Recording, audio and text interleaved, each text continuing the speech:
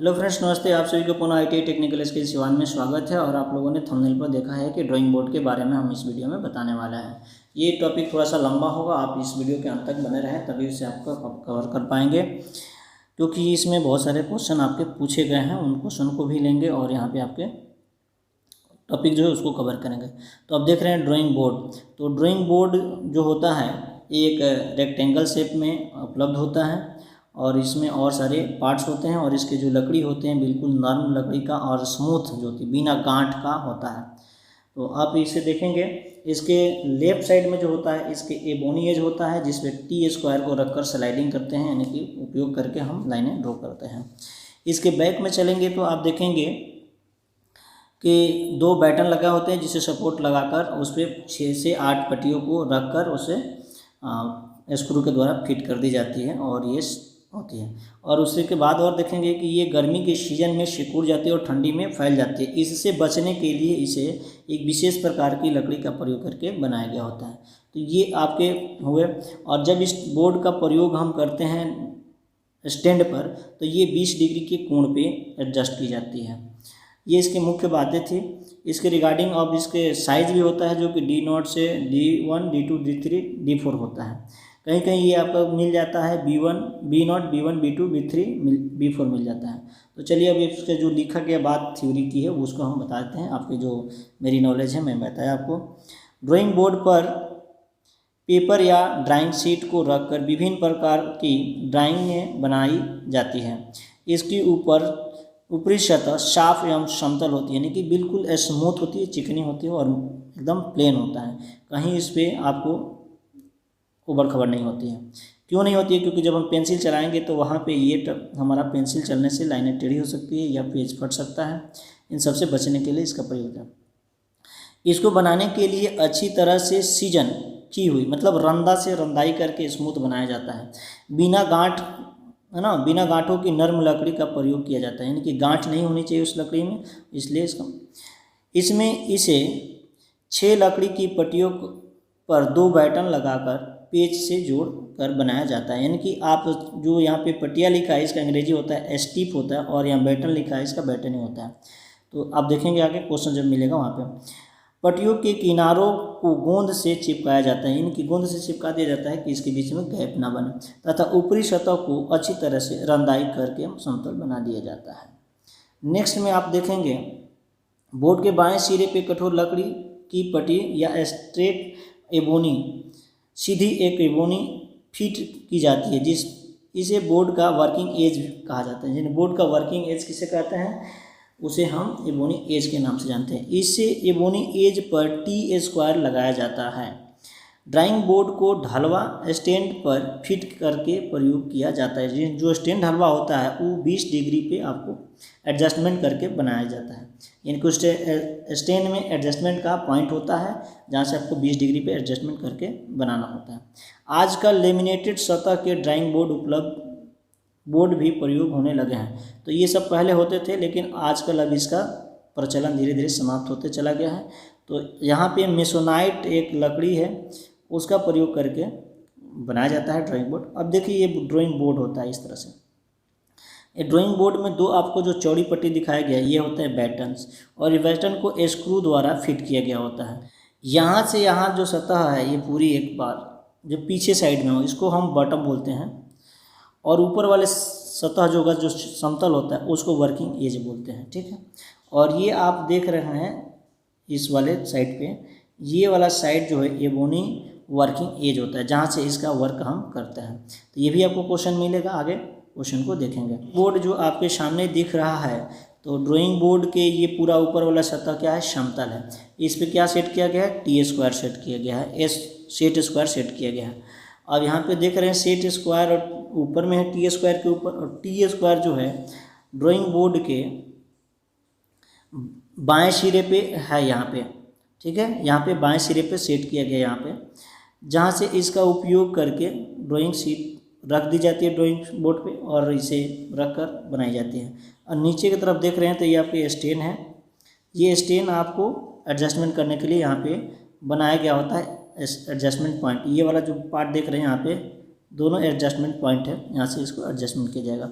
और नीचे जो सपोर्ट में लगा है ये बार होता है, और जो ड्राइंग बोर्ड होता का स्टैंड होता है उसका लेग होता है। तो लेग आपके कितने होते हैं, 4 होते हैं, जिससे ये आपको सपोर्ट लेयर आता है, नीचे में देख सकते हैं। आगे चलते हुए देखेंगे, आपको यहाँ दिखाया गया है ये स्टैंड पर फिट किया गया ड्राइंग बोर्ड है। अब चलते हैं कुछ इसके दिए गए हैं साइज कि ड्राइंग बोर्ड का साइज़ क्या होता है। तो डेजिग्नेशन है to be use with sheet size है, सीट का साइज दिया गया, और साइज जो है कि ड्राइंग बोर्ड का लेंथ विड्थ एंड थिकनेस के अकॉर्डिंग mm में दिया गया, उसका नाम दिया गया है। तो चलिए डी नोट का साइज जो होता है, जिस तरह से ड्राइंग शीट में A0 आता है, A2 आता है, A3 आता है, उसी तरह से ये भी आपको उपलब्ध होता है। जैसे आपको हम बताए थे T² का साइज, तो ये ड्राइंग बोर्ड के अकॉर्डिंग T² का साइज होता है। चलिए यहाँ से हम देखते हैं, यहाँ पे आप लोगों ने मैंने बताया था T² का 1500, 1000, 700, 500, ठीक है। तो यहाँ तक के 4 साइज T² के होते हैं, और उसी में आपको क्या करना है कि उसी को इंटू कर लेना है, यानी कि 1500 1000 गुने 25, 1000 गुने 700 गुने 25, और 2 के बाद आपको तीसरे में आपको क्या करना है, ये 15-15 वैल्यू लेना है। क्या करना है, 15-15। तो देख रहे हैं कि आपको A0 सबसे बड़ा ड्राइंग शीट बोर्ड होता है, A4 जो होता है सबसे छोटा ड्राइंग बोर्ड का साइज होता है, और इसमें आप देख रहे हैं कि यहाँ D2 का जो साइज होता है वो 700 गुने 500 गुने 15 mm। D3 का साइज होता है, आप देख रहे हैं यहाँ पे 500 300 गुने 15। इसी तरह से D4 का साइज 350 गुने 250 गुने 500, यानी कि इसके आधा आधा करते गए, इनकी 500 में हम 2 से भाग दे दें तो 250, 300 में हम भाग दे दें तो आपको यहाँ पे 150 आएगा, जबकि 150 नहीं है, ये आपको 350 यहाँ पे, ठीक है। एक और बात देखें, इनके इधर वाले वैल्यू डायरेक्टली यहाँ पे आपको आ रहा है 500, 700, 1000, तो याद भी करना कोई टफ बात नहीं है, आप इसी तरीके से याद कर सकते हैं कुछ। अब इसके राइट साइड में दिया गया उसको देखिए क्या है, जो है आपको D2 है, हाफ इम्पेरियल जो है साइज D3 है, तो इस तरह से क्वार्टरली भी आपको D4 है। तो ये आपका क्वेश्चन यदि पूछा जाता है कि किसका नाम हाफ इम्पेरियल है, क्वार्टरल इम्पेरियल है, या डबल एलिफेंट है, तो इसको आप वहाँ से आंसर कर सकते हैं, यहाँ से आपके वैल्यू जो दिए गए हैं। कुछ और है, उपरोक्त में से D1 आकार का ड्राइंग बोर्ड प्रशिक्षण के लिए बहुत उपयोग में लिया जाता है, यानी कि जो भी आप ट्रेनिंग के दौरान आप ड्राइंग बोर्ड यूज करते हैं वो आपको D1 होता है। D1 का साइज़ क्या होता है, 1000 गुने 700 गुने 25 mm होता है। यहाँ पे T² का जो साइज होगा 1000 mm होगा। उस यहाँ पे हम क्वेश्चन लेते हैं कि name of the parts mark with x on chart, यानी कि चार्ट में आपको एक्स भाग से जो डिनोट किया गया उस भाग का क्या नाम है। रेखा पटन, यानी कि ड्राइंग बोर्ड पर एक्स से चिन्हित भाग का नाम बताएं क्या है। तो ये आपको पहले ही आपको बताएंगे कि ये लेफ्ट साइड में होता है, और ये इस एज को क्या बोलते हैं, एबोनी एज बोला जाता है। तो आप इसमें एबोनी वर्किंग कोर, जिसको एज भी बोलते हैं, कोर का दूसरा नाम होता है बैटन है। तो बैटन आप देखें ही है ना। बैंडेज जो है स्ट्रिप, उसका दूसरा नाम होता है, बैंडेज का नाम स्ट्रिप होता है। और पेडी जो कि आपको सपोर्ट में लगाया गया बैग से होता है। तो चलिए आप देख सकते हैं, इसका कुछ नाम दिया गया, इसका हम आपको बता देते हैं, जो कि बोर्ड पे नाम था उसके अकॉर्डिंग क्या क्या नाम होगा। चलिए स्टार्ट करते हैं। आप देख सकते हैं इसका नाम था स्ट्रिप, क्या था, स्ट्रिप। इसका नाम पेडी का नाम था क्या, बटम, BOTM, बटम। बैटन तो सही है। एबोनी यहाँ पे कोर के जगह पे एज होता है। तो देखिए थोड़ा थोड़ा चेंज करके आपके पूछा गया है, तो इसमें आपको डाउट ना बने, इसको हम क्लियर कर दिए हैं।